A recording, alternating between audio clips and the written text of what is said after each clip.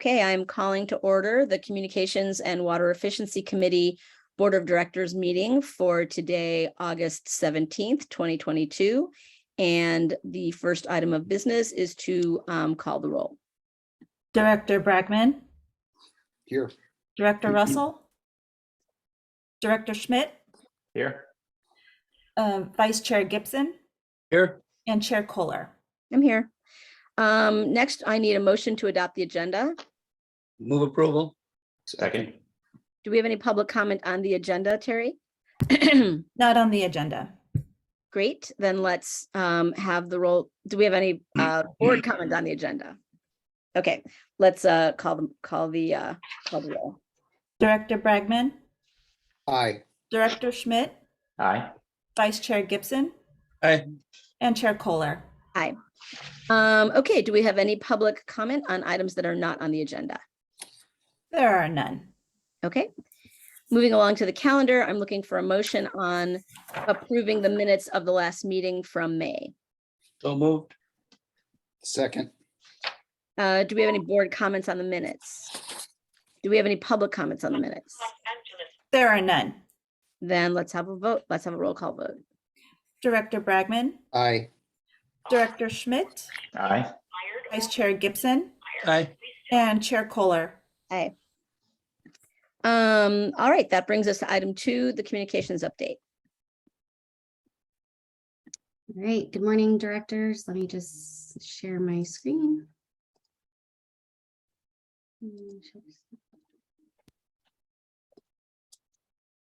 All right, Adrienne Mertens, Communications and Public Affairs Manager, and here today to provide an update on our department's activities. And so the last time I was here before you, I did present the Strategic Communications Work Plan for the fiscal year 2022-23. That was back on May 25th, and did receive some great input from the board at that time, which we did incorporate into the plan before finalizing and attaching to kind of a timeline for the full year, which we distributed the first week of July at the start of the fiscal year. And so today we're really going to focus on the progress that's been made to date on the work plan, including things that are currently underway and kind of looking ahead at the next quarter at where we're going to be focusing. But before I get into that progress, I will just give a quick refresher on a few important elements of the work plan and how it was developed.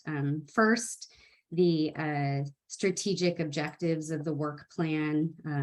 We had identified 6 of those before developing the work plan. And again, that was to elevate awareness of Marin Water's operations and its values, both amongst our internal employees and to the public. We want to enhance the content, timing, and delivery for all of our stakeholder outreach and expand understanding of our mission, vision, and the strategic priorities of the district. We want the work plan to strengthen Marin Water's brand and our consistency and use of that brand and our messaging across all of our communications deliverables. And we want to increase our positive coverage for Marin Water's digital footprint, and that's through social media, through our use of e-news, the website, traditional media. We also want to improve our online customer access to district services, including our board meeting and committee meeting documents. And then we want to ensure our team's internal preparedness for emergency communications for when it will be needed.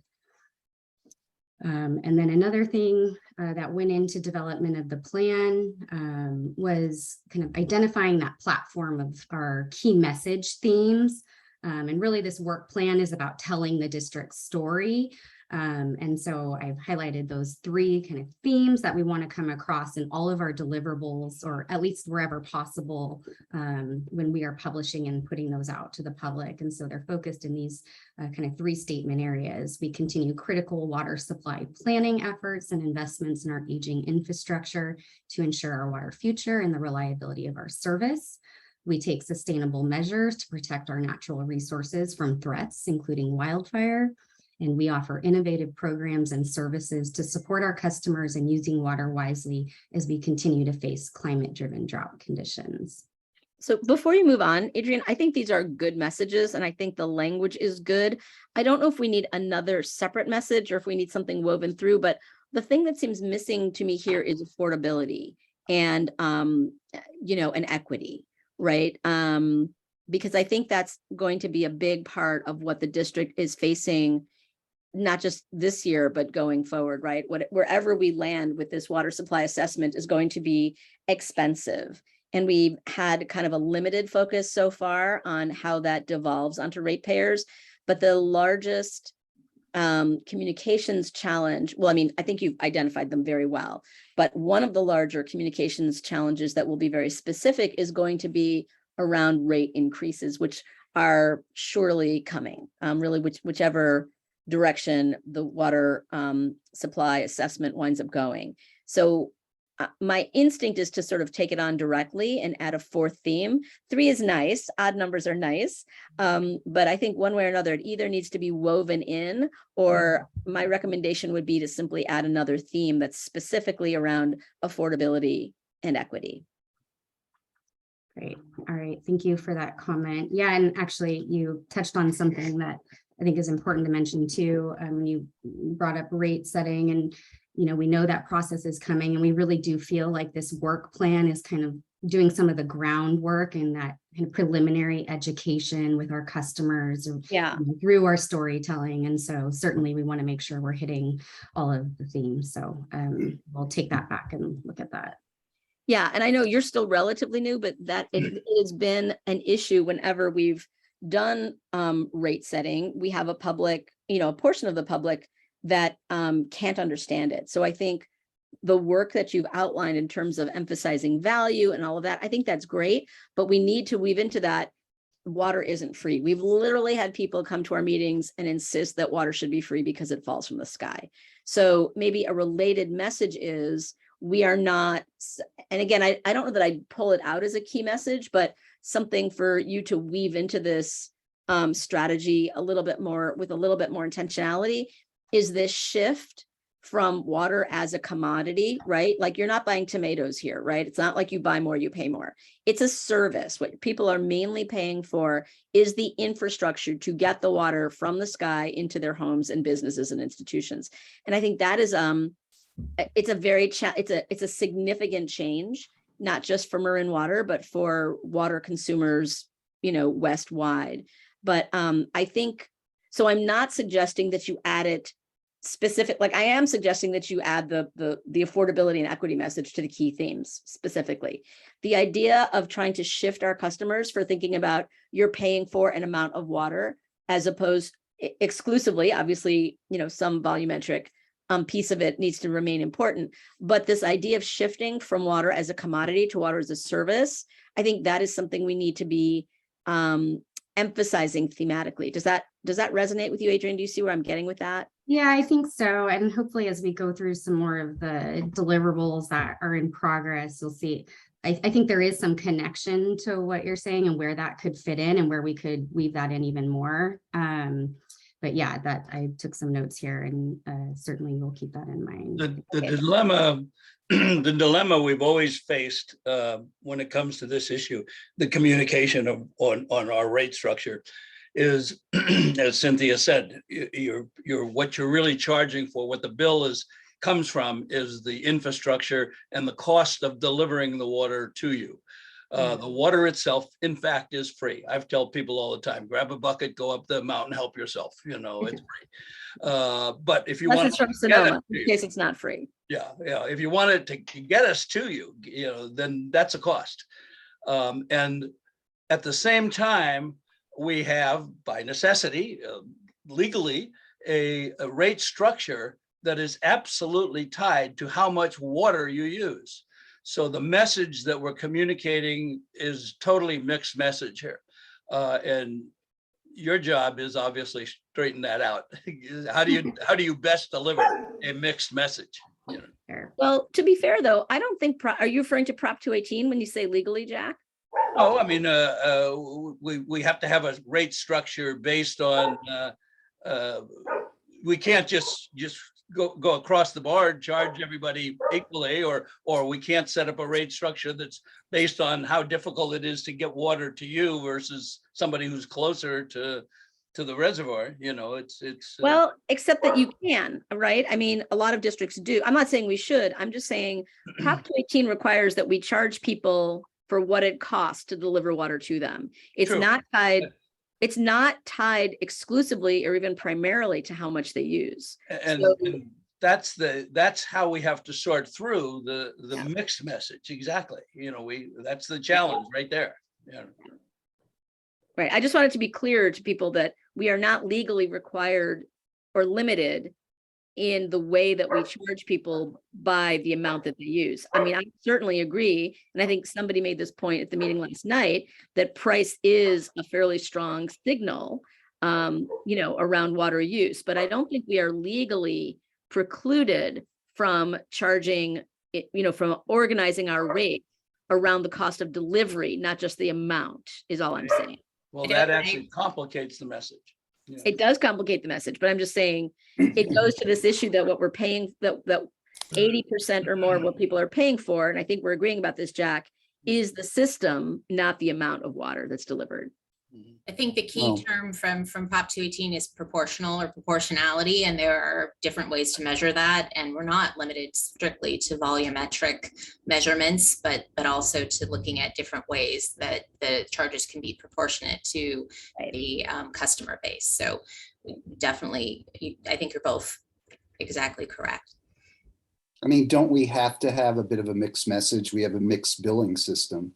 We have fixed charges for watershed and infrastructure Right. that are being challenged as we speak. But, you know, I do agree with council's opinion about the legality of what we're doing, but it is kind of a mixed message because it's a mixed system. And, you know, I do agree with Cynthia's comment about affordability and equity. And, you know, you could easily weave that into your first bullet up there to ensure our water future reliability and equity or affordability of our system.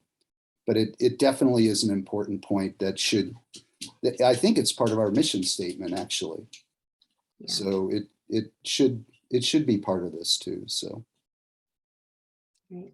Yeah, and maybe another spin on that. I'm not sure. I agree with you guys that it's a complicated, we have a complicated job to do and a complicated system.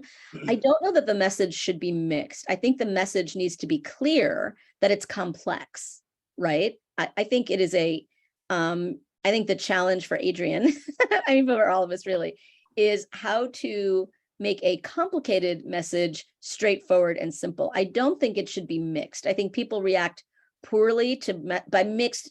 I think when people hear the term mixed message, they hear messages that are in conflict. Our messages shouldn't be in conflict. They should convey the complexity of the system, but they should not be perceived as being in conflict with one another. I think we're all in agreement about that.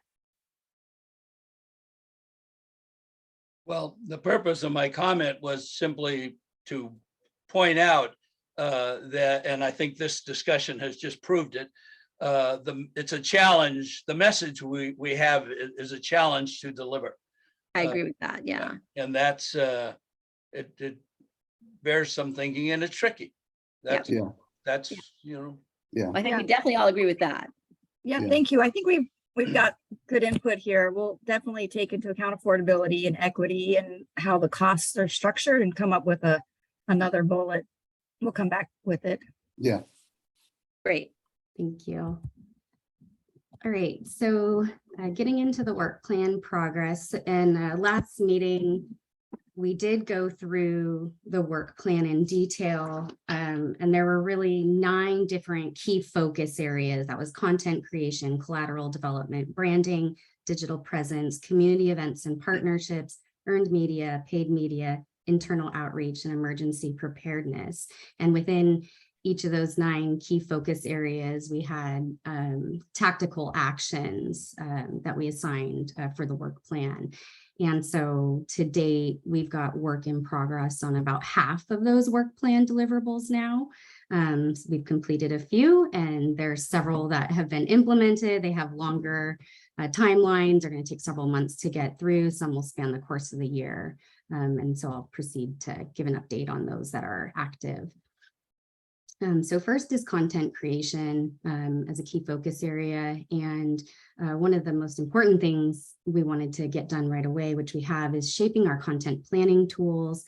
We had talked about developing kind of these calendar planning documents that we use for planning our e-news each month, our bill inserts for the year, all of our social media messaging for the year, as much as possible planning ahead. So we have an idea of what's coming up, where we can, create, public interest and things, have more time to really plan out in a creative way what we want to communicate to the public. And then capturing visual assets was another area that we identified where we really needed some more current photos to really help tell our story in these different areas. And so we have our resident in-house photographer on our team who's had the opportunity to get out recently and get some shots, did a tour of the watershed, was at our recent recreation management plan guided tour to get some engagement photos. And we're going to continue taking those opportunities, and you're going to see those visuals sprinkled into our outreach material going forward for the rest of the year. And then highlighting customer success was another area where we really wanted to capitalize on. Obviously, our customers have done an amazing job over the last year, in particular of conserving water and reducing their water waste where possible. And so we wanted to get some of those specific stories and then be able to use them and share them with the rest of the community. We had the chance to do that for our summer issue of On the Waterfront. Though the customer chose to not be named, which is of course okay, we respect their privacy, but was comfortable with us sharing their story, that they had an irrigation issue, couldn't figure out why they had a super high water bill, scheduled a conservation assistance program, and our staff member that went out there from the water use efficiency team was able to help them identify where the issue was with some programming on their irrigation controller, and right away was able to make a huge savings in their water use and also lower their bill. So that's currently running in our customer bills in this billing cycle. And then collateral development, this was a big project, and I think this kind of speaks to that telling our story about what it takes to deliver water, and that was the development of our capital improvement program map in our webpage. So the CIP map identifies where all of our planned and active capital improvement program projects are happening throughout the district, and the status of those, the timelines, the benefits of each of those. And then we also have this corresponding web page where we have a list of our active projects that are in construction that have kind of that specific information about those that may be impacted and close to that construction project where they can get their updates.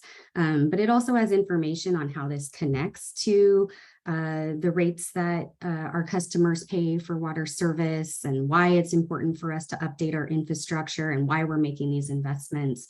And so we're really pleased to finally have this project delivered. It was a big project and great coordination between a couple different divisions in the district. And we are trying to find how to give it some better prominence on our homepage. And I'll get to that project here in a little bit, but last night is a good example. There was a public commenter who wanted to know more about East Blithedale and when that was going to be done and what's happening. And, I'm taking note of when people are saying those things, it's like, this is where they find that information. And there's a web page dedicated to that, and it has that timeline. And Crystal, provided that update on the spot, but we certainly have a resource to point people to too. And we want to make it easy for them to find that going forward. This is a great thing. I really want to commend you and Crystal for doing this. I think this is really important. It just adds a level of transparency that I think is absolutely vital. So thank you for that.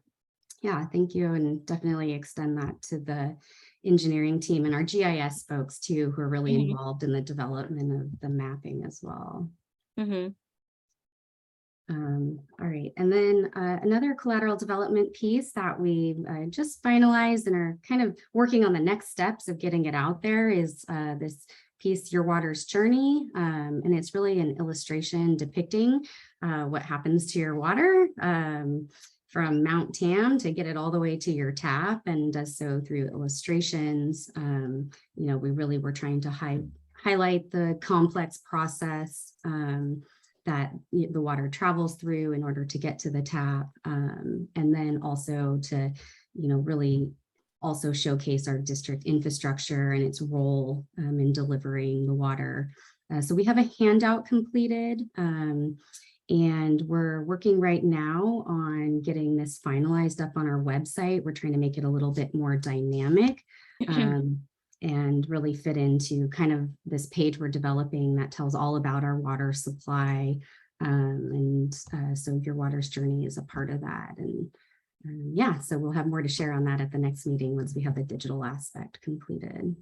So just to pause there again, Adrienne, so this is fantastic. I think this is a hugely important thing. And I know, I don't know if you're going to get to this, but we've had in the past great engagement from the local schools and colleges. I think this would be a great resource. But this is also, to get back to that earlier point, this is a great opportunity to add in the cost factor, right? So you've got this, this is like, even I could understand, as a non-engineer, the way you've laid this out, this is great. But I think it would be even more impactful if you were able to add something about, and this is what it costs, right? So you haven't even, it's sort of as a, it's sort of a way of weaving in that this is where your money is going, right? So this journey all has a financial aspect to it. Yeah, I just want to echo that. I think there's kind of a cool theme here where if there's a way to talk along the journey of the water as also seeing it as infrastructure or resources that are part of people's bill, understanding that watershed where their water comes from doesn't just exist there for free. There's things that we have to do to maintain it so that it does provide us that water. I think also really understanding how complex our geography is in terms of how our system is laid out, and that it makes it more, like, I don't know who, I can't remember where early on in my board tenure where there was a comparison between East Bay Mud's amount of their infrastructure for internal delivery, and movement of water, and ours, and being commensurate, comparable, even though we serve a much smaller fraction of number of people, and it's part of our geography. People, being able to understand that, I think, is a really, helps people to realize it's not just because we just are charging a lot of money because we're inefficient. It's because our system, where this beautiful place you live, has attributes that are actually make it more expensive to develop water here. Right, thank you. And as I said, like, certainly right now, kind of these pieces that we're rolling out, and these are really good comments because we are just starting to get into our working groups on specific rate setting and the communications and outreach components around that. And some of what I feel like this work plan is doing, it's setting the foundation for those very specific conversations around cost and the development of the 218 and our presentation to the public. So thank you. Also in Collateral Development is a new web resource, really kind of a web landing page of showcasing all of our watershed resiliency work. And obviously, as we're in fire season and certainly getting into the Indian summer part of that season, we're hearing a lot of comments and concerns about vegetation management and doing our part on the watershed. And we certainly do a lot of work up there, and we have a lot of documents about that, but we'd identified we really didn't have this place that kind of captured everything that you could point people to in a way that had bite-sized pieces that people could get a sense of all of the different areas where we're addressing resiliency on the watershed. And so we have spent some time over the last several weeks putting that together. It's marinwater.org/watershed resiliency. That's the web page, but we did work with our watershed staff in developing this, and it covers an array of areas, certainly our collaborative work with other agencies and our partnerships on the protection of Mount Tam and the watershed, our sustainable approach to our watershed resiliency work. Also, what we do to prepare specifically for fire season, that we do have staff who are trained in wildland firefighting so that they can be the initial responders before our fighting agencies arrive, that we have equipment up on the watershed for this, all of the work that's in our BIFIP.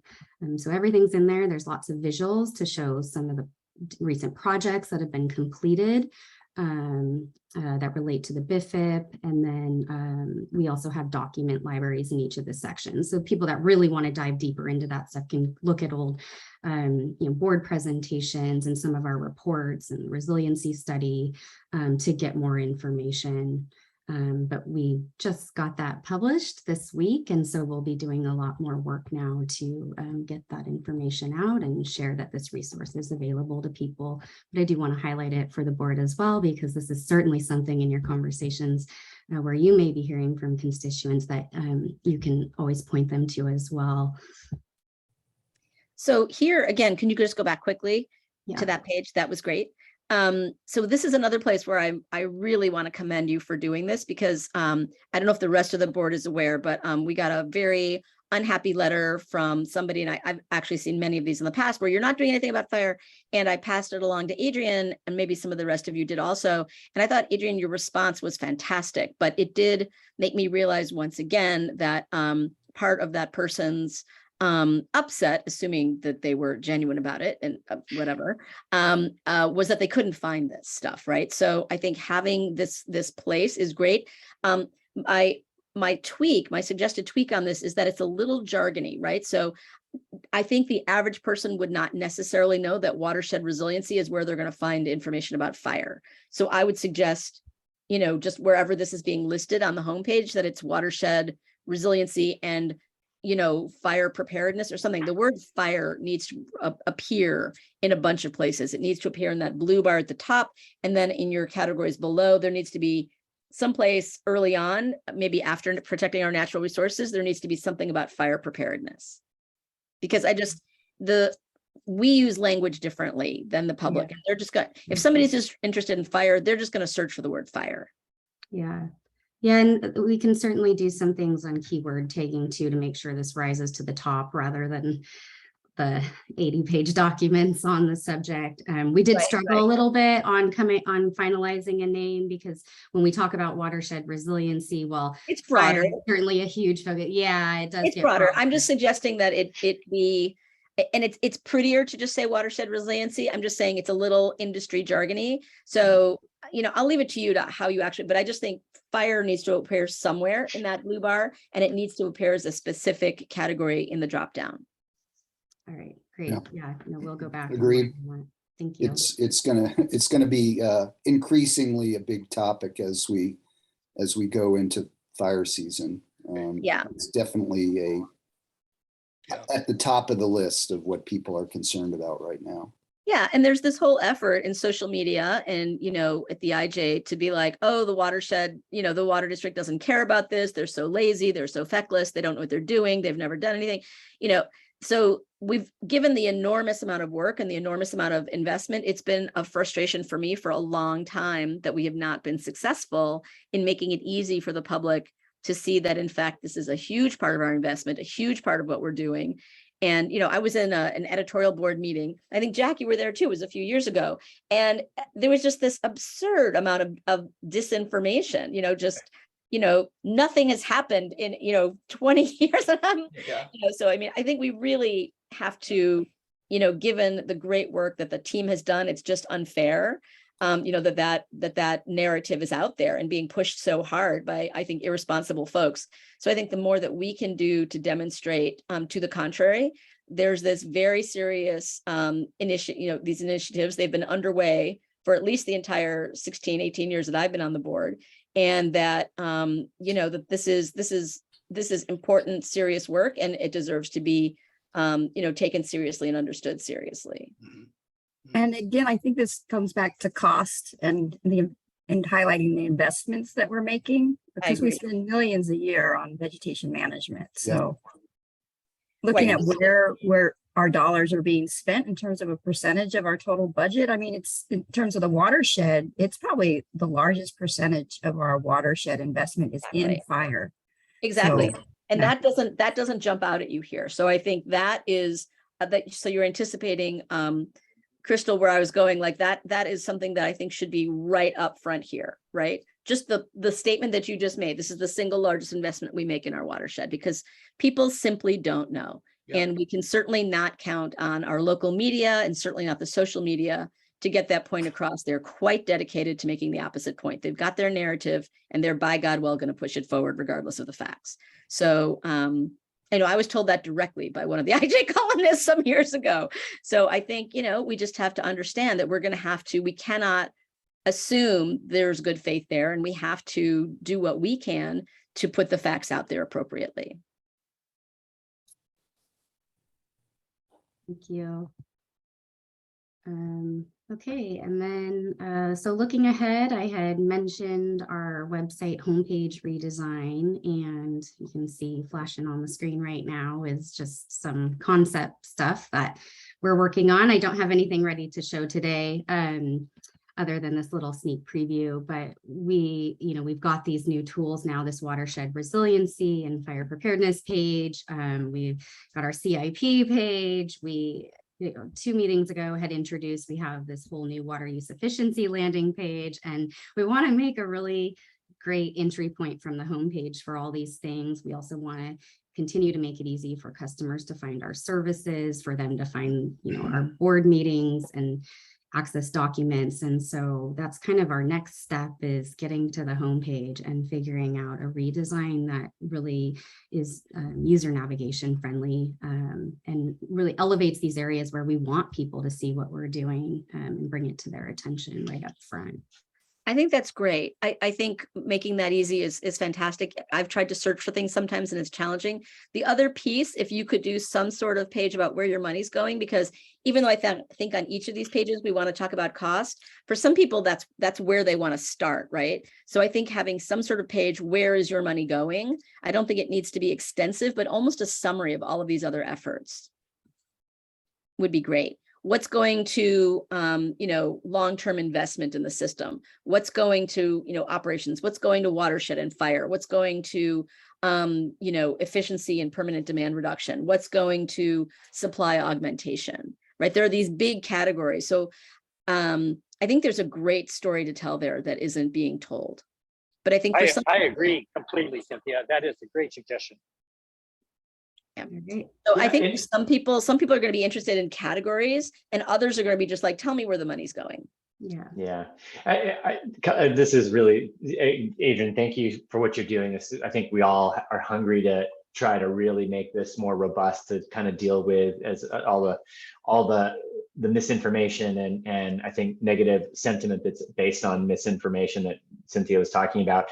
2 things, one is, can we, I don't know, when you're designing this, like, can we get like some people to like look at it like ordinary citizens, because we're our own worst enemy here. Like, we really do need a non-water person to look at this and kind of be like, how do I navigate around, and kind of test it. Something else, and that I don't know if this helps or not, but like, people only know this district if that, unless they've like been a water expert and they've studied, East Bay Mud's costs and, and Sonoma's costs and other things. Like, is there a way that we can put our system in comparison to others? And I don't know whether we look favorable or not relative to that, but I think people are just like, it's just too expensive. And you're like, you don't understand. Like, I feel like saying, you don't understand how cheap your water really is. Your water is too cheap, but I just would, I wonder whether there's like other comparable data that we can bring to bear that says like, like, I think the information that shows how much we're conserving water, I think showing, things like that give reference to other things so that people can see us in the context of water management, throughout the state. So that's a bigger task of probably, asking how to do that, let alone what are the comps that you would use. But Yeah. Well, and I think that's certainly something that we should be looking at doing as part of our rate setting communications plan. And I'll take that back to that group. Right. I mean, also, that's something that we typically only look at during our rate setting process. So we should make it part of our common communications. Yeah, that's We exactly used to right. periodically get I think literally annually, we would look at it, a rate survey of water districts throughout the state, and what the water rates were and the charges and so forth. And it was very detailed comparison. But it was only on rates. It wasn't on other issues that affecting the district. Right. I want to go back to something Monty said, because I don't want to lose it, guy. I think it was a really important idea. I think I love that you're doing this this upgrade, Adrian. I think when you're farther along, I think the idea of a focus group is a good one. Obviously, ideally taken from folks in the district here, but I think it's a really smart idea, and I think we should be devoting some resources to it rather than, we on the board, and I think on the staff as well, we just tend to think we're our own focus group. But I think it would really behoove us to to run a focus group, or or maybe 2 or 3, to get meaningful feedback before we finalize your new approach. Yeah, no, I think that's a great suggestion. Public feedback and input on that design, and even test running it has something that's on my mind. We have been looking, this is actually a photo on the screen of our team bulletin board right now. We've been studying analytics and some of the behaviors of website use and traffic, and where people are going, what they're looking at, how they get there right now, just as we're kind of planning out some ideas, but certainly talking to individuals directly and having them test run our systems would be great. Thank you. And then the other piece that I don't want to lose sight of is our agenda management system, which I'll be working with our board secretary, Terry, on to roll out, and will involve work and effort of others that contribute to our agenda setting and staff report development for all of our board and committee meetings. But we are in the process of looking at a couple different systems right now and test running those to see what might work for the district. But this will eventually have a very public facing impact, as it'll make it a lot easier for the public to find individual staff reports for items of interest to them. They won't be sifting through a 100-page document to find a particular item they're looking for. And so it will take about probably 4 to 5 months before we're at a point where it's going public. We have to train our staff and get it all uploaded and developed, but that's something that we look forward to publishing later in the new year. All right, and then moving into our branding focus area. So the District 101 presentation, which it will actually have an official name. We just put that on there for recognition, but this is a product we have redesigned and are getting ready to send out to the board. We had a couple pieces that we want to add that came in kind of last minute, like the Your Water's Journey piece. And so we pulled that back so we could get that integrated into the PowerPoint. But we are launching our Speakers Bureau and inviting community groups to submit a form if they're interested in having us come present to them. We've actually had a few requests just come in the last 2 weeks, asking if we can come out for a presentation in the fall. And so we'll be sharing that with the board soon. We've also come up with a shared calendar that we will be inviting the board to. This was something that you directors had requested at our last meeting, to have first opportunity for your divisions when those requests come up. And if it works for your schedules, to certainly represent the district. And this presentation will be updated as needed and in a shared file where you can grab it for your presentations. And then, of course, staff will be happy to present for when board members are not available, but we'll be rolling that out probably in about a week once we get these final slides updated. And then we've been working on a lot of signage with the Watershed team and rebrand of some materials, really kind of building on that resiliency theme and where we're doing our vegetation management work. We had some more temporary signage out there for a while. We actually just put some temporary signage out for our goat grazing project that was underway up there this past week. And we're working on some more semi-permanent signage for those tri-panel signage kiosks that are located throughout the watershed to do some more education around the work that the district does to invest in our watershed and protect our water quality and the ecosystem up there. So there will be more to share on that soon, but that's in development right now. We also have worked on some new signage for our customer service lobby. We do have kind of a self-service area of our water use efficiency fixtures and wanted to make sure we were making the connection on water savings, what each fixture does, and just kind of make it a more inviting and wayward binding area. And so that has recently been installed there as well at the Nellen Avenue office.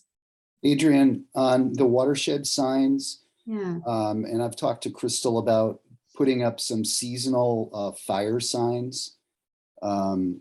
Whether there's been any work in the sign shop to come up with something very simple when we're in fire season. I think they should be seasonal so that they kind of grab people's attention, whether it's, day glow orange or some other sort of emergency men working or people working sign. Basically saying if you smell or see smoke, pick up the phone, call 911. Yeah, that actually. We need to empower people to do that and to not, just sort of think it's some normal event happening. Yeah, we have a section at the end that hopefully addresses some of that.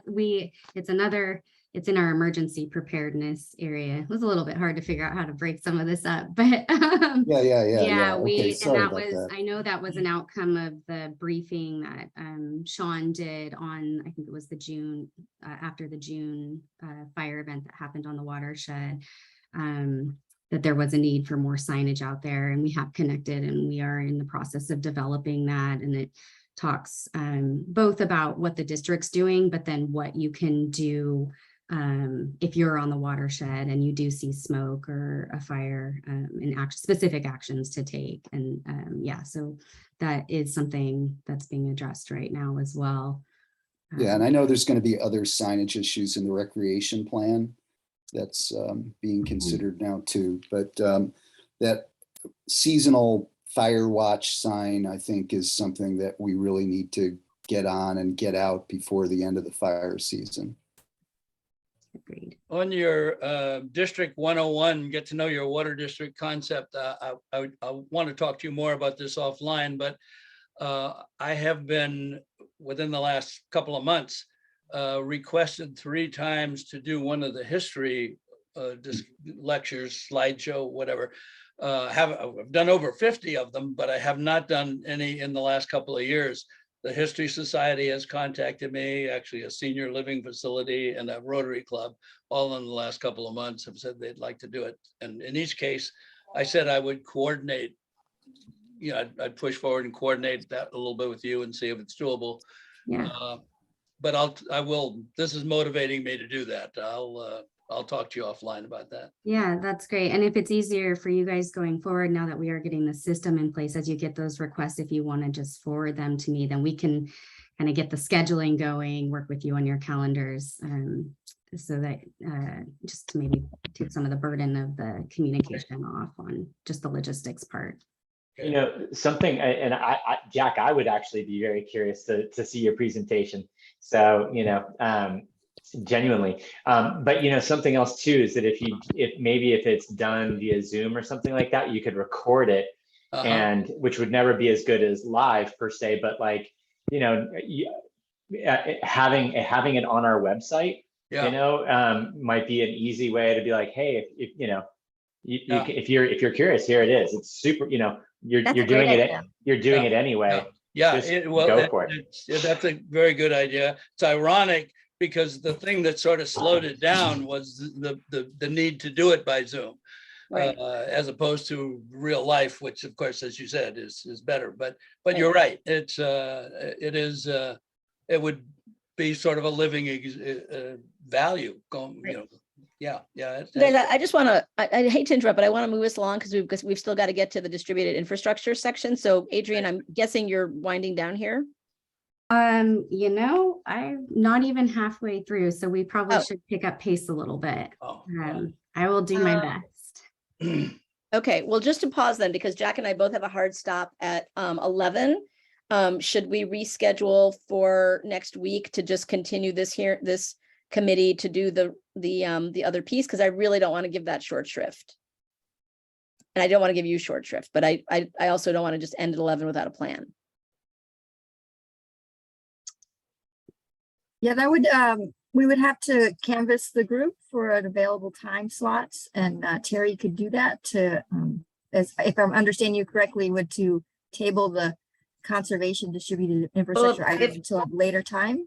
Well, I just think we're going to need to, because we're at 10:15. I just heard Adrian say she's not halfway through. So I just want to like make sure the distributed infrastructure piece I think is extremely important. So I don't want to cut Adrian off, because this is also important. So this was always going to be the danger in merging these two committees, but we have.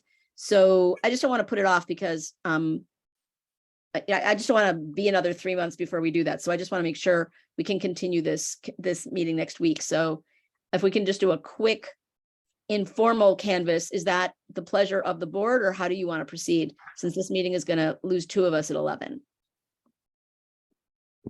Next week, I'm going to be out of town through Wednesday. So I have time on Thursday, and I have time Friday would be the best day for me. Friday the 26th? There's a scheduled finance committee, August 25th, I think. Okay, well, okay. Which is the Thursday. Right, Okay. so we cannot do it the same day. I mean, that's too much time for me. I can't do 2 meetings. Friday the 26th is open for me, so. Okay.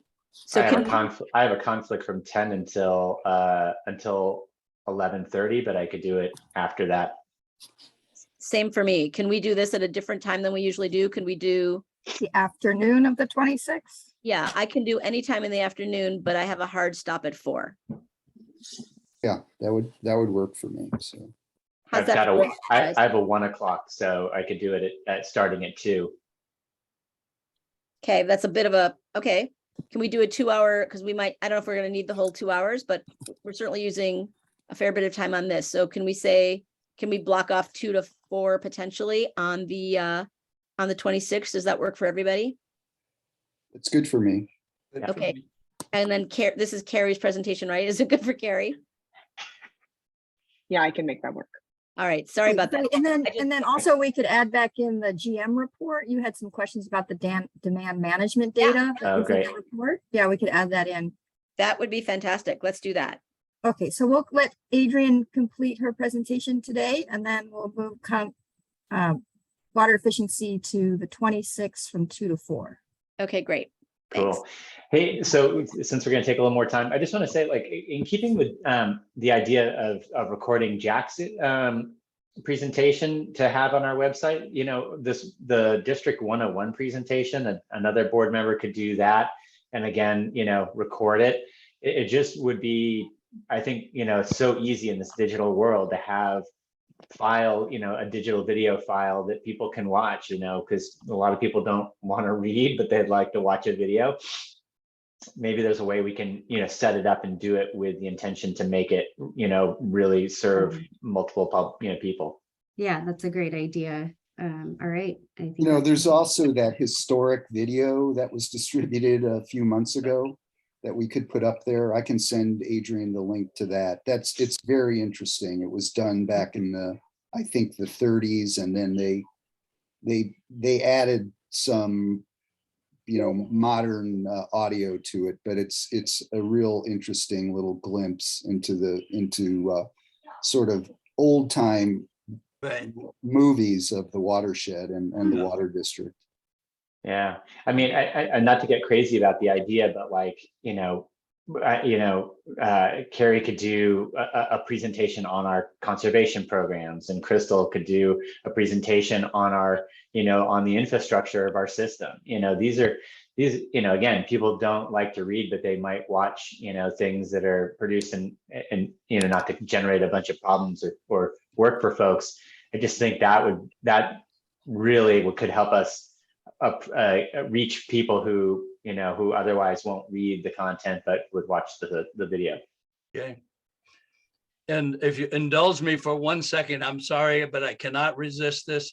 The photo you're looking at on the slide there, which is a picture of the headquarters, the Marin Municipal Water District headquarters, which was on 4th Street.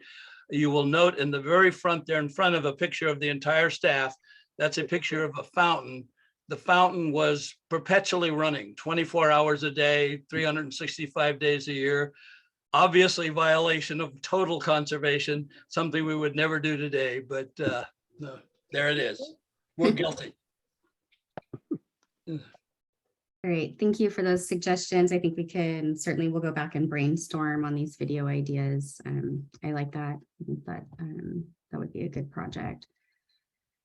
All right, and then looking ahead in branding. So one of the things we'd identified was we wanted to take a look at what we had, and when there was opportunity or a need to update, what could we do to kind of refresh or revamp, remessage our pieces. And one of those that we just started working on is our CAP, our Conservation Assistance Program kit. And a redesign of that. The photo is what that kit currently looks like. It's what our water use efficiency staff take out as part of the program appointment when they visit a resident or a business's site. And as you can see, nothing's branded. We are using a plastic bag. It is for checking for flow rates, but we're brainstorming around some more sustainable ideas for this as we move forward, and also just some better messaging and kind of a revamp of what this all looks like. So more to come on that next meeting, but that is in progress. And then we also want to continue some enhancements to signage in our customer service and what that experience is when you enter that building, and talking with our customer service staff who work up front.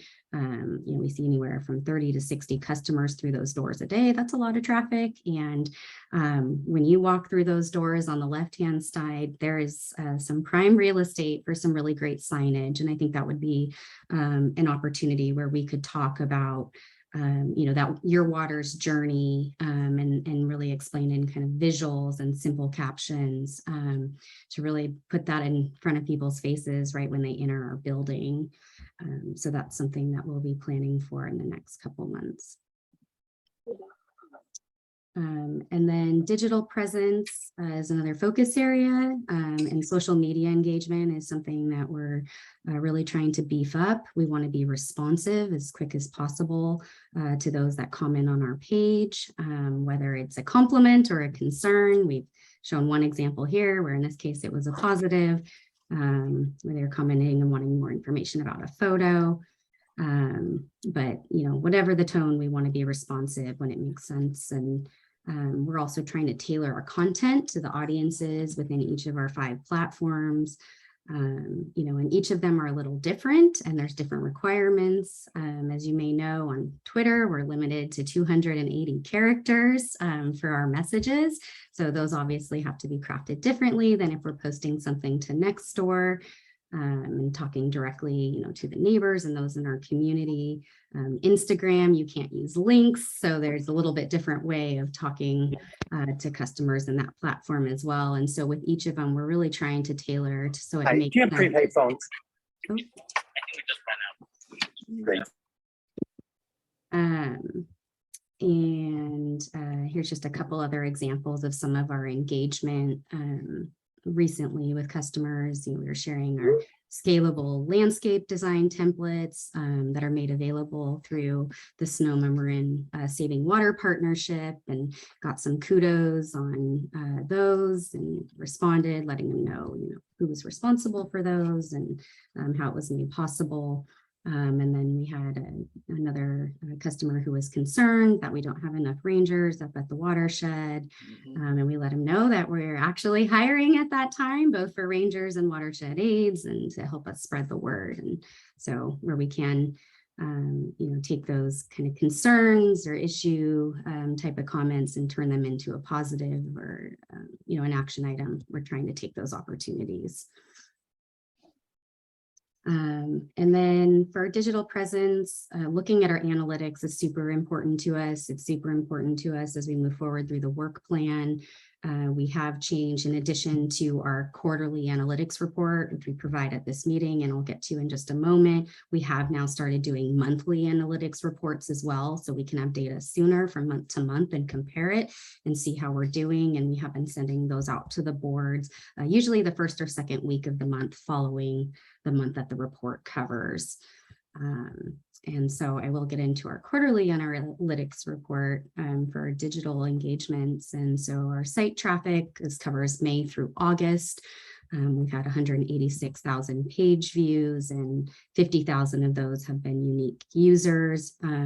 Most visited pages, I always note that homepage, it remains to be the top entry point for how people are getting to our site, and really just highlights the significance of needing to get to that page redesign so that we can put the messages we want in front of customers, like right front and center. And then, always interesting to note how people are getting to our site, and 60% are still on desktop here, which actually does seem quite high, but good to know about our users.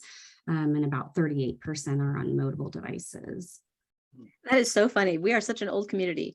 Are you going to get to the billing page? Because the billing page still seems, I do get these complaints from my more digital savvy constituents and friends that the billing page is still like stuck in the 90s. Yeah, so we do want to make some changes on kind of our customer service billing information on the Marin Water site. I believe, because this did come up, I think 2 meetings ago, and I did meet with Colleen, our customer services manager, to look at that. And it's the entry portal page for our third-party billing vendor. So we have a little more limited capabilities in what we can actually do and redesign. I see. Okay. Yeah, but we did make a couple tweaks to messaging back at that time, just to make things clear. But in terms of,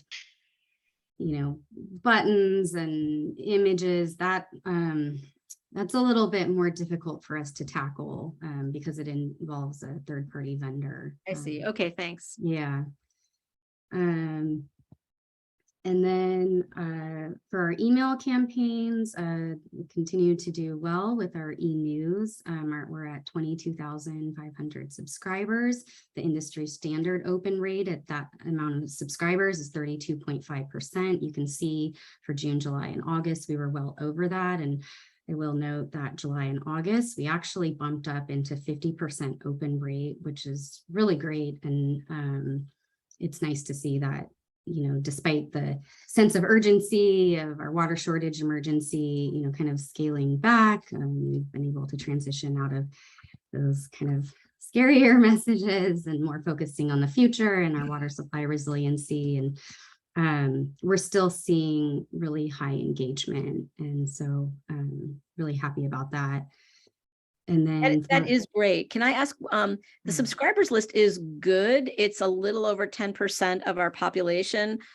What do you have a plan for trying to increase the overall subscribers? I mean, the open rates are fantastic. That's we obviously do. People who are subscribing are self-selecting, but have you got a goal for increasing the overall subscribership? Yeah, it's a couple slides ahead. All right, then we'll wait. Yeah, we do. We're actually going to be launching that. Yeah, and I'll share that with you in just a moment. Okay. So our weekly watering schedule is also continuing to do well. Obviously, this is a more tailored list. We've got just over 1,900 subscribers. We are trying to grow that as well. This is maintaining a 57.5% average open rate June through August. We send this out weekly, and continues to be a useful tool for those that are engaged with our watering recommendations.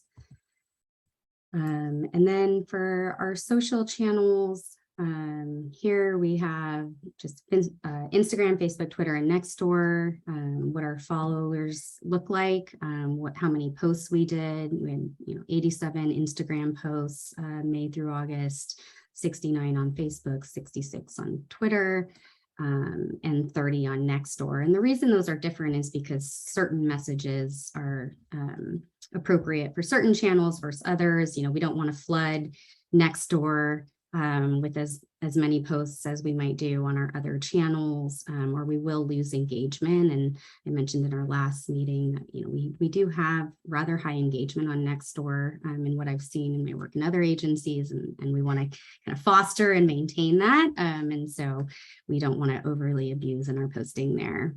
And then I've just highlighted what our top posts were in terms of number of engagements on each of our channels during the May through August timeline. On Nextdoor, I just want to make sure I'm understanding. There's 140,000 subscribers to our Nextdoor channel? No, so Nextdoor, that one is a little unique, and that's why it does say members. So someone, it's anyone that is within our service area and has a Nextdoor account. And so if they have a Nextdoor account and they're in our service area, our posts will show up in their feeds. And so members, 140,275 is the total number that we could potentially reach with our posts there. I see. Okay, that's helpful. Thanks. Yeah, but that is, that's a very high number, and total number of actual customers that are on Nextdoor and within our area. So, that is right. Well, given that Nextdoor is sort of the primary channel for dis and misinformation, we may want to boost our posts there. I know we can't respond to all of the kind of toxic stuff on Nextdoor, but and I know a lot of people who avoid Nextdoor because it is so toxic, but given the large number of members and the possibility of reaching them, that might be a place to increase our sort of fact-forward information. Yeah, and absolutely anything where, it's a critical topic. It's something we want all of our customers, Instagram, we got a great shot of the watershed one morning, right? We want to post that there. That gets good engagement, keeps our followers.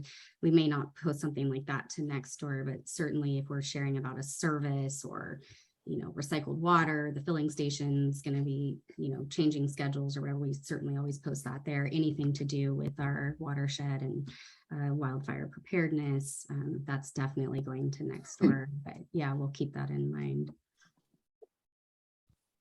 Oop, skipping ahead.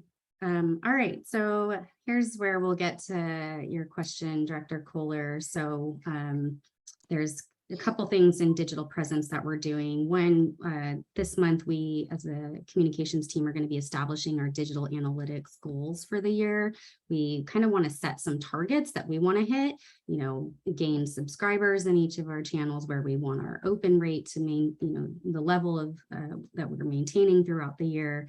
Our website traffic, and so that we actually have something to work for and can compare where we're at. And so I'll have those to share at the next committee report, and in future reports, we'll be comparing the goal versus actual performance. And then we are going to be launching our campaign to build our e-news subscribers. And one of the ways that we're going to kick that off is with this pop-up window feature. As we roll out the homepage redesign, we will also want to do this at the same time, and it'll be the first time a user does come to the website. This message will automatically open, inviting them to subscribe to our e-newsletter, our monthly e-news to receive updates. This is good. I think this is great. Can you just add a bullet that's specifically about consumer rebates or water use efficiency or on-site reuse or whatever? Because I don't know that they'll understand. I think that's separate from customer services. Yes, definitely.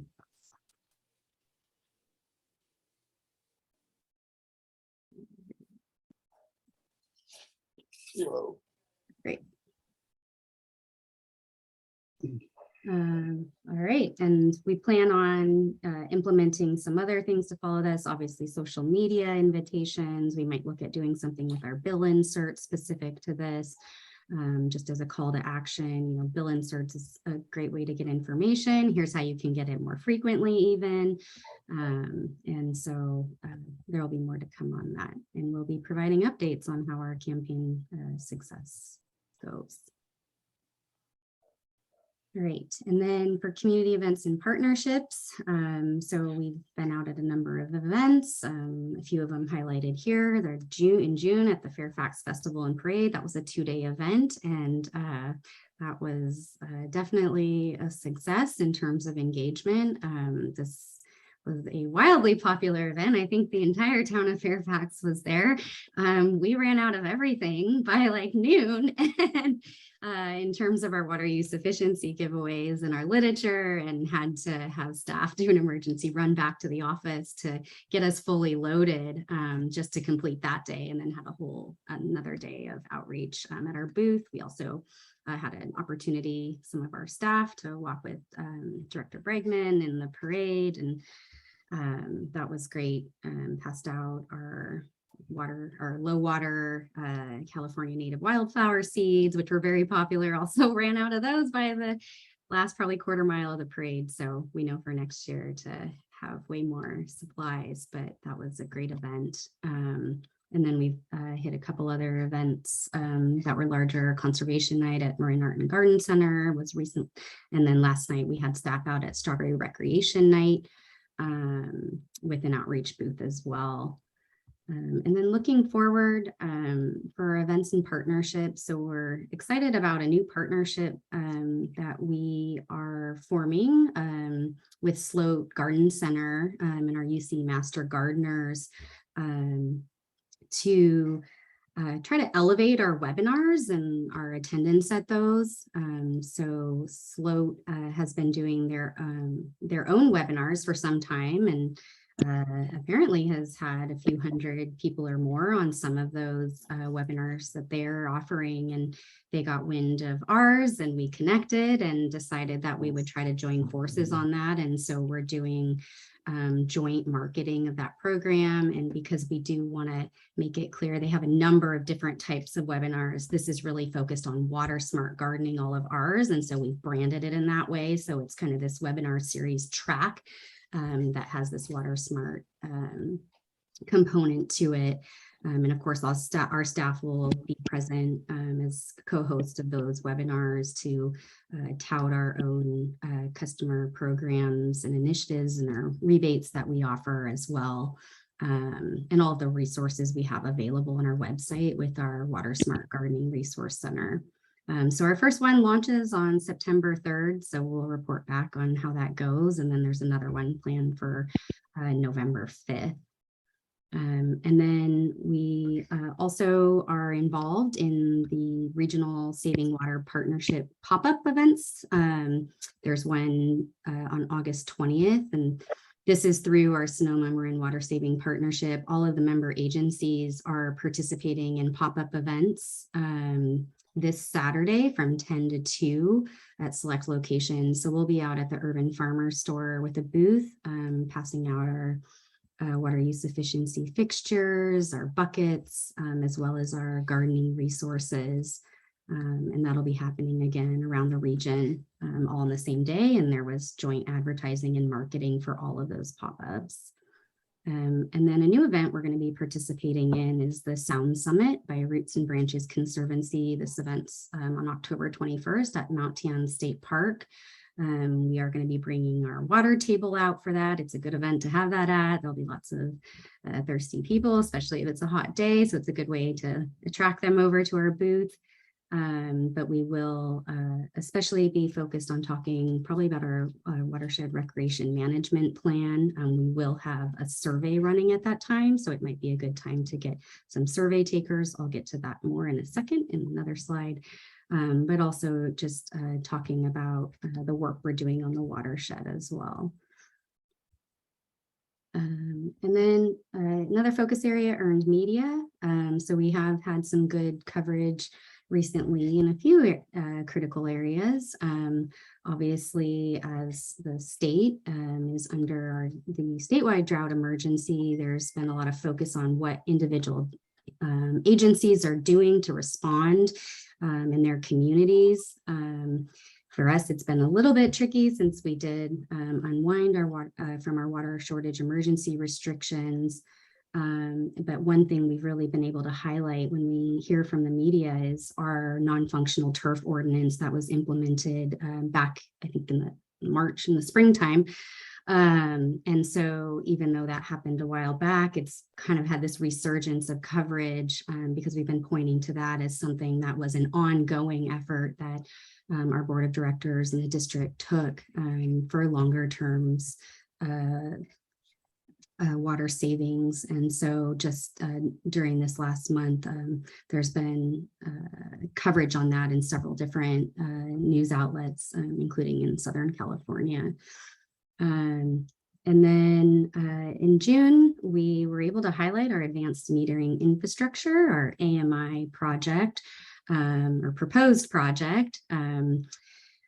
CBS was covering the South Bay, San Jose. They're a little bit farther along in implementation of their project. And so that was really kind of the angle for the story, but they ended up reaching out to Marin Water, the news anchor, wanting to know, what are these, AMI, what does it do? How does it work? And so we actually were able to get in touch with Craig and say, you should just come out and let's do a little tutorial. And so they did meet up. We took them to a site where we are piloting one of our AMI devices, and Craig went through how it works, what the benefits of it are. And we were able to also let the reporter know that this is something that we are working towards. It is on our capital improvement program project list and a project we plan to implement in the future. So that was great. And then the other June coverage that was kind of a fun one was highlighting our conservation assistance program. And Kenny Choi from CBS had reached out, and was really interested in trying to shadow and follow one of our appointments and be at a resident's home and go through that whole thing with their cameraman. It's a little bit harder for us to coordinate that because we obviously need to have a customer who's willing to invite a news camera into their home. But we did find out that Mr. Choi lives in Mill Valley and actually recently had his own little issue with his irrigation system. And so we proposed back to him that we could set up a conservation assistance program at his home if he was willing, which he was. And so we sent Christina from our water use efficiency team out there and went through the normal program and a normal appointment as we would. And she identified some problems and we ended up getting a 2-minute and 30-second segment out of that. And it was really nice. And I just want to acknowledge our staff, both Craig and Christina, for their work on this. It's really great when we can put our subject matter experts out there and just help to show the knowledge and skill that we have in the district. And I thought both of those were just really awesome. That's great. And then kind of looking ahead for some things that we're interested in trying to do for future media events. So obviously our coho salmon population counts is an area of interest to the press, and our fishery staff are kept very busy during counts because we do get a lot of inquiries from a number of different news outlets. This is just a few. There were actually many more than this from the most recent report. And our staff were great about trying to coordinate and get information to all of them. But we really want to, because there is such interest in this, make this into kind of a bigger media event in the future, but also one where we can then corral everyone at the same time to make it easier on our staff. We can have something on site or on location. We can present the information and the findings of the count and have a chance for Q&A. They can get great visuals while they're out there. Both our print and TV reporters. And so it's something we'll be talking more with Watershed staff about, but we would like to try to plan for something like that in the future. Another opportunity we see is with that watershed resiliency and fire preparedness work. Now that we've kind of developed this foundation for, we feel like we have we're in a better place for future coverage opportunities and, doing something on site, tours with the press, is something that, I've mentioned to Sean, and there was some interest in doing going forward, so we could really be more proactive and getting out there and kind of showing and telling what's happening behind the scenes to protect our watershed. And then internal outreach, obviously super important to us to make sure all of our employees are in the know, and we are using our quarterly employee recognition event as a way to kind of enhance communications around different projects and good work happening throughout the district. And so we have turned this into an e-blast that goes out after the actual recognition event occurs. And so it kind of has a detailed description that our team writes about each of the projects, why they were significant, why the team members involved, why that went above and beyond. And so it really just helps to kind of further spread information about what's going on in the agency. And then we are continuing our biweekly public information reports to really help keep our public facing staff in the know. So when they get questions that aren't necessarily about an area that they're assigned or focused on, they can kind of help with those frontline questions when possible. Adrian, just to go back to the last slide real quickly. Yeah. The fisheries people have some amazing time-lapse photography of some of the projects, the habitat restoration projects that they've done that are very dramatic, where they've done floodplain restoration. It really is an amazing thing to see the difference from, what it was to what the restoration looks like. Another one is the Jewel Creek Fish Passage. It's not as dramatic. The floodplain restoration is very dramatic and really, really interesting.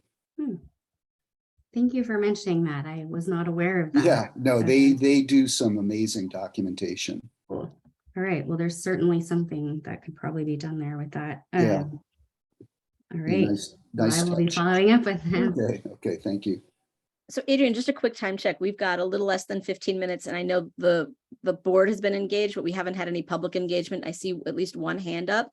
Would it be, what would you think about just going to some public comment now so that we don't lose that before some of us have to leave? It sounds like you've still got a ways to go to be at the end here. I've got 2 slides left. Yeah, Okay. I just skipped over one that I think we can skip on, but yeah, and I do want to touch on emergency preparedness because I know there were questions about that.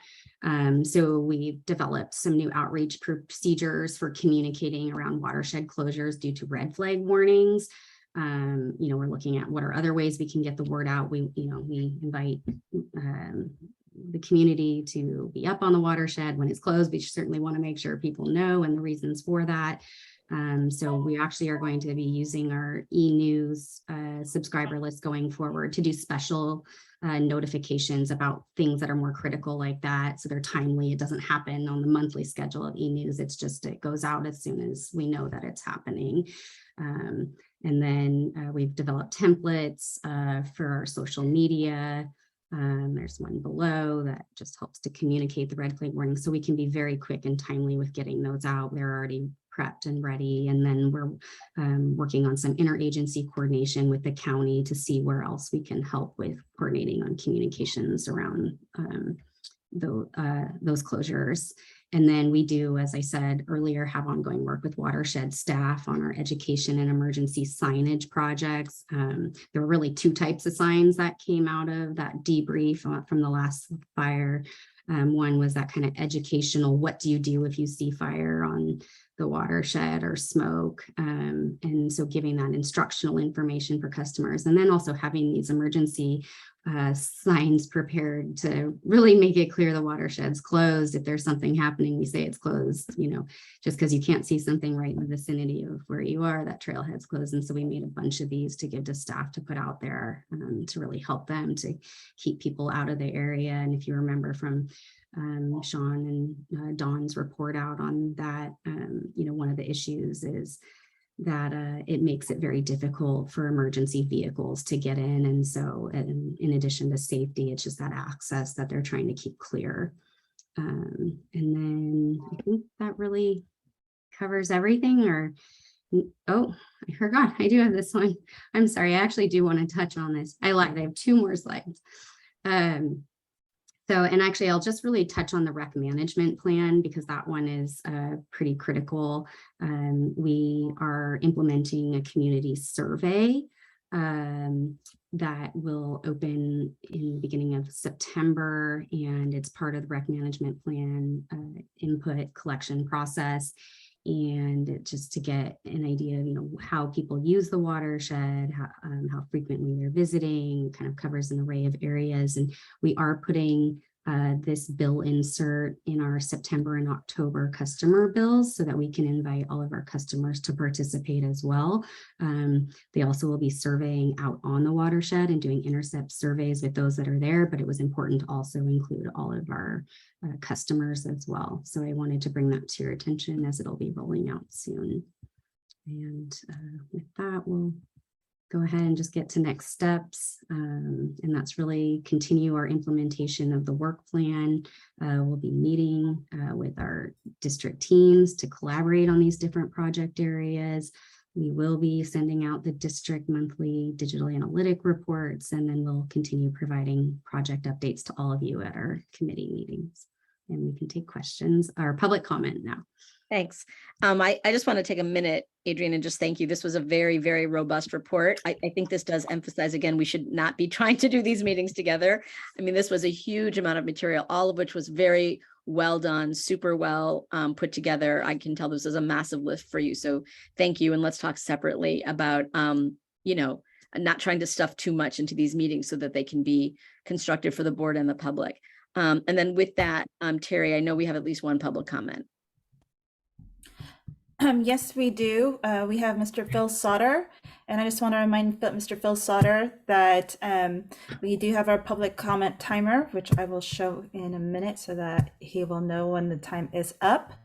And also, please note too that there will be a gentle ring when you have 15 seconds left, and then you'll have another second to make the final comment. So, Mr. Phil Sauter, let me allow you to speak, sir. Okay, thank you very much. A great presentation, a lot to absorb.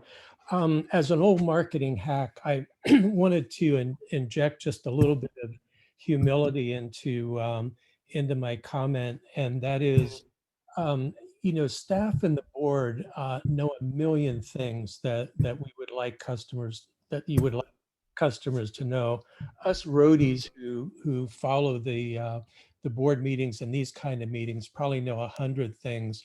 But if you look at the customer base, I think it's fair to assume that customers are probably going to know 1, 2, or 3 things. Those who come to the website looking for stuff are a different breed. But if you want to get a message out to customers, I think it's got to be simple, and I don't think it can be very many things at all.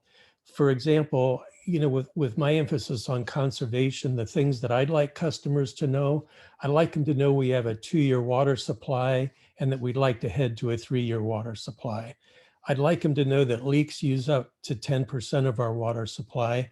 And I'd like them to know that half of our residential water usage takes place outdoors. I think it would be an interesting exercise if Adrian were to canvass the board and perhaps some staff and to ask them the 3 things, if they had to pick 3 things that they'd like our customers to know, what would they be? And my guess is that there's not going to be a whole lot of overlap. There may be. It may be that all 5 board members will come back with the same 3 things that they want customers to know. But it could be that they'll come back with a variety of things.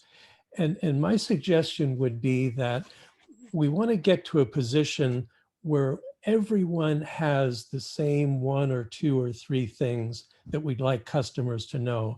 When we get to that position, then I think we've got a messaging approach that is going to get through to customers and that's going to be able to offset some of the the negative stuff that comes in, and we'll have a chance of really getting our message across. It's got to be simple. It's got to be relatively few things, and we all have to agree on it. Thank you. Thanks, Phil. Thank you. Sorry about that. For some reason, I can't turn on the timer. Those are, to great show. ideas. So I'm just hoping that, I'm assuming, Adrian, that you caught all that. And there are no further comments.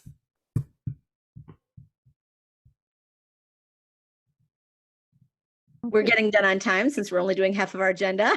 Oh, I apologize. Jennifer O'Mara would like to speak if Oh, that's sure, okay. of course. Okay, go ahead, Miss O'Mara.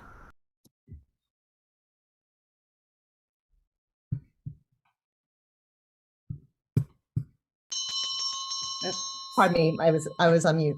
I apologize for not raising my hand sooner. Just to follow up on the previous comment, I do agree. And just to give an example of how information is not being communicated, a long time ago I signed up for an email from Marin Water, and I've gotten about 4 in the last couple of years. And here's an example of the information I get. Updated event from Marin Water, that's the subject line. And then I get in the body, there's a new or updated meeting or event in the Communications and Water Efficiency Community calendar. For details, please go to blank. Now, I don't understand. It's pretty simple to say, this is the updated information in the subject line and also in the body of the email. It's very simple, very straightforward. And another thing too that I think is really missing and a huge opportunity is, and it's kind of throughout a lot of the planning that's going on, not just in communications, but is on partnerships. So there's so much that we do that relates to other areas in the Bay, like flows to the Bay, also with Mixed Up, and also with the Fire Safe Marin groups. I don't understand why did we, one good opportunity is one, do more projects together, but also in communication, you have a space for Fire Safe Marin on Marin Water's website, and kind of a joint effort that you're doing, a joint message, and vice versa. You know, see if we can have a spot. Marin Water has a spot on Fire Safe Marin. You know, just simple things like that. Just okay. And another one is Flows to the Bay is a great website down in San Mateo, and that's more on stormwater pollution, but it has a lot that overlaps with what Marin Water is doing. Thank you. Those are great comments. I really appreciate your attending. I know this went on for a while and that you had to wait a long time to make your comment, but I want to really thank you, Ms. O'Mara, for staying and for making those comments. I think we didn't talk about that much today, Adrian, but I think the idea of referencing our partner sites, that's fantastic, because the more we do that, the more people will do that for us, especially around the fire and, watershed health and, our partnerships around fisheries restoration and, and all the efforts on which we're working with partners. So I think it's a great suggestion. I think they were all great suggestions. With that, I want to apologize to Carrie for not getting her presentation at all, but I'm glad we're set to do it next week. And that might give us an opportunity to cover a few more things that would be useful to cover around the distributed infrastructure and on-site reuse issues. So we can talk about that separately. And with that, I think we are adjourned unless we've got any more board comments. All right. Have a great Wednesday, everybody. Thanks, everybody. Thank you, folks. Thanks, you guys.